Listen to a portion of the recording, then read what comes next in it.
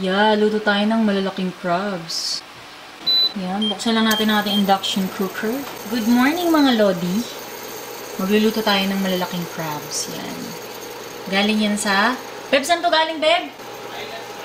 Highlands crab sa Cavite. Ni-steam na to ni Papa. Nakikrave ako ngayon sa gulay. Mapa-healthy pa natin tong crabs natin, diba? Balance lang. Okay. Gamit ko blended oil.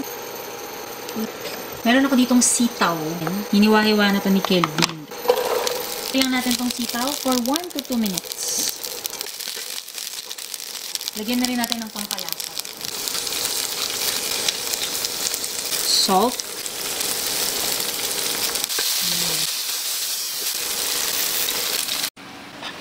Yung ating onion, ginger, and garlic. Luto na, maglalagay ako ng kamatis. Kaya lang natin mas maluto or malasak yung kamatis. Ito naman yung ating squash or kalabasa.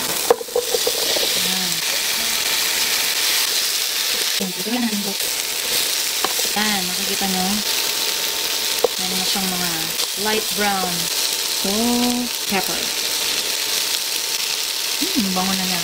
Meron ako ditong 2 secret ingredients. This is optional but must try. Cumin powder and turmeric.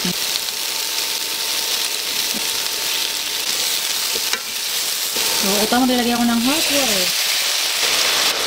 Ayan, papalambutin natin yung kalabasa. Takpan. Okay, balikan na natin yung ating kalabasa.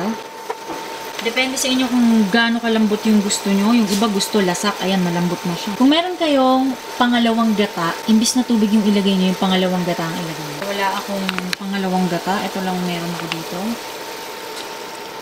Ayan, bubuhos ko na itong aking coconut cream.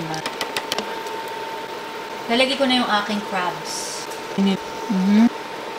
Takpan lang ulit natin, mga 2 to 3 minutes. Yeah, haluin lang natin. Tapos maglalagay ako ng fish sauce. Sitaw, kasi luto na to. Sili. Hiwain nyo yan. Yes. Lagay tayo na tods. Gugas na ako ng kamay.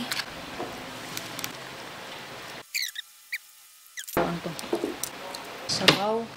Init! Kamay tayo. Hop. Alig.